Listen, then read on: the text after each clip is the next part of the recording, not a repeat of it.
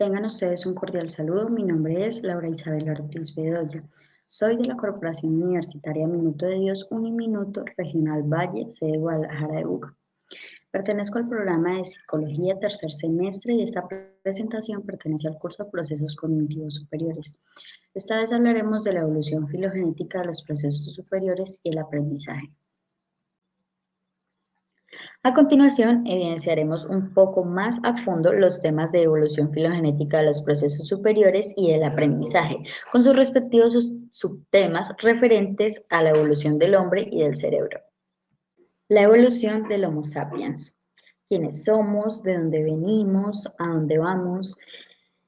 Desde la antigüedad, la humanidad ha buscado respuesta a esas grandes preguntas, y una manera de acercarse a sus respuestas es el estudio de la prehistoria y de nuestros antepasados. Hoy sabemos que la evolución no es una línea, sino que tiene muchas ramificaciones y que formamos parte de una gran familia, los homínidos, que incluye tanto orangutanes, chimpancés, gorilas y humanos, como a un montón de especies ya extintas. Cabe resaltar que somos los únicos supervivientes del género Homo, pero antes de nosotros hubieron muchos otros.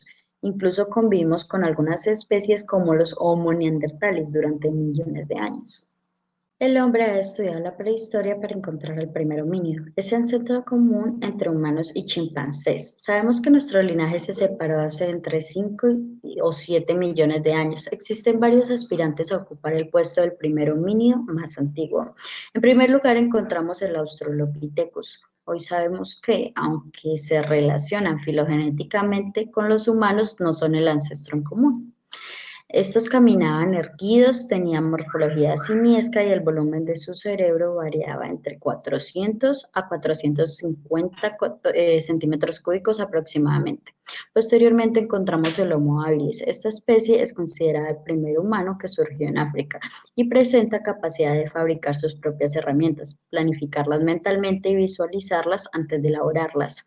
Su cerebro es de mayor tamaño que el de los Australopithecus. Tiene un aparato masticador menos desarrollado y una forma craneal más redonda.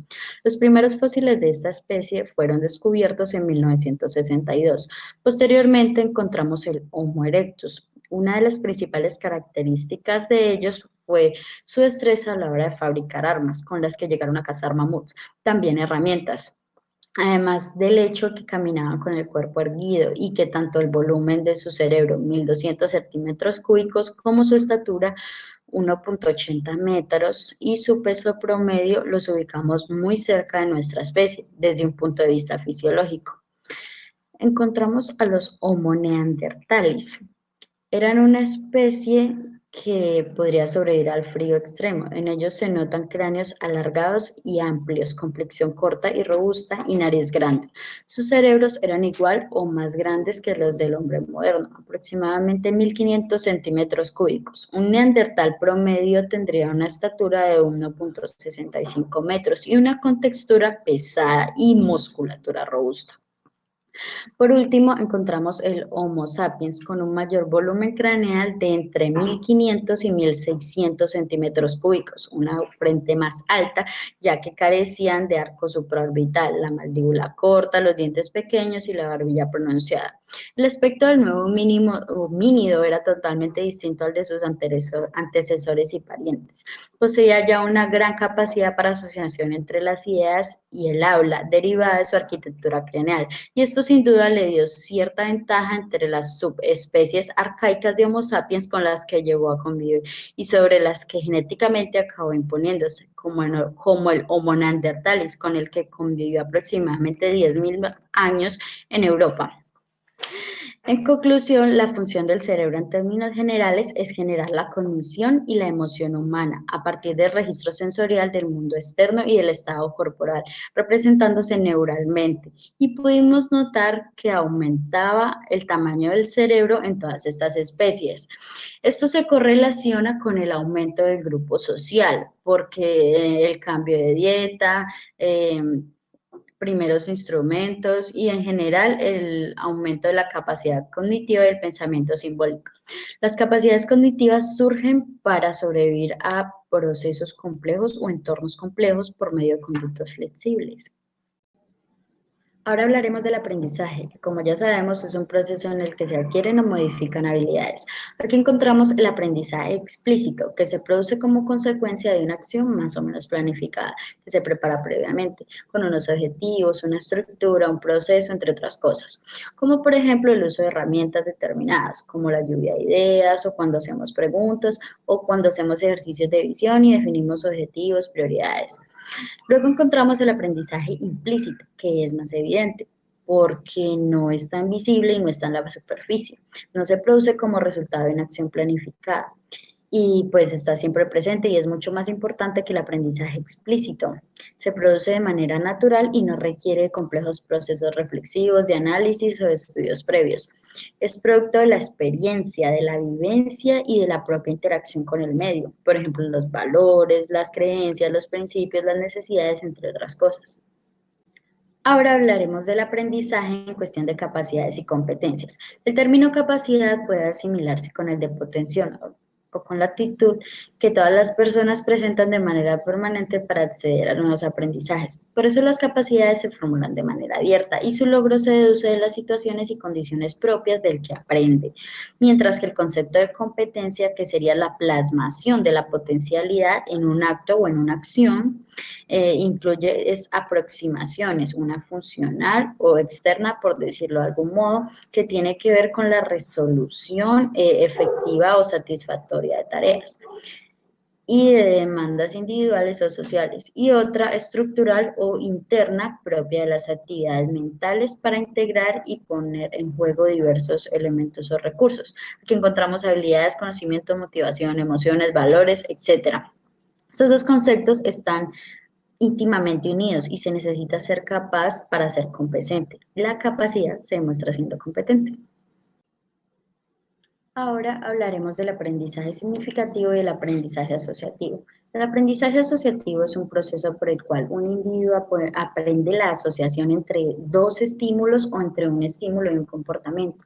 Uno de los grandes teóricos de este tipo de aprendizaje fue Iván Pavlov, quien dedicó su vida o parte de su vida al estudio del condicionamiento clásico, que también es un tipo de aprendizaje asociativo. Luego encontramos el aprendizaje significativo. Este tipo de aprendizaje se caracteriza porque el individuo recoge información, la selecciona, la organiza y establece relaciones con el conocimiento que ya tenía previamente. En otras palabras, es cuando una persona relaciona la información nueva con lo que ya poseía. Este tipo de aprendizaje lo pudimos evidenciar en una actividad del curso, la cual era la actividad o el caso de Federico, donde pudimos identificar el tipo de aprendizaje que empleaba el niño a la hora de cambiar dinero por mercancía y el tipo de operación matemática que realizaba. Ahora hablaremos de los problemas de aprendizaje. ¿Cuál es la causa de los problemas de aprendizaje? Estos son causados por diferencias en la estructura del cerebro que afectan la forma en que el cerebro procesa la información.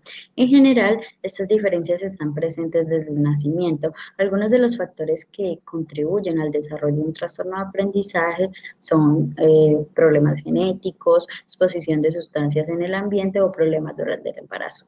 Vale. ¿Cuáles son los tratamientos para los problemas de aprendizaje? El tratamiento más común para las discapacidades de aprendizaje es la educación especial.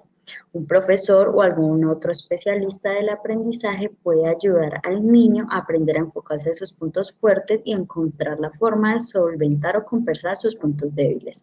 Un niño con una discapacidad de aprendizaje suele tener problemas de baja autoestima, frustraciones y otras dificultades. Allí se hace necesario un profesional de la salud. Este ayuda al paciente a comprender sus sentimientos y a aprender a manejar las situaciones para tener relaciones más sanas. De todo esto podemos concluir que el hombre ha ido evolucionando desde la prehistoria como consecuencia de los factores de ambientales, y esto ha ido de la mano con la evolución de los procesos cognitivos superiores, puesto que la aparición de estos se hizo necesaria para sobreponerse a distintos procesos, y gracias a ellos algunas especies superaron la amenaza de extinguirse y otros se extinguieron. Además de que el aprendizaje puede definirse desde la adquisición de conocimiento, incluso desde un cambio permanente de la conducta. En esta bibliografía podremos encontrar las referencias bibliográficas utilizadas para la realización de esta presentación. Gracias por haber llegado hasta el final de la presentación y espero que os haya sido de ayuda. Hasta pronto.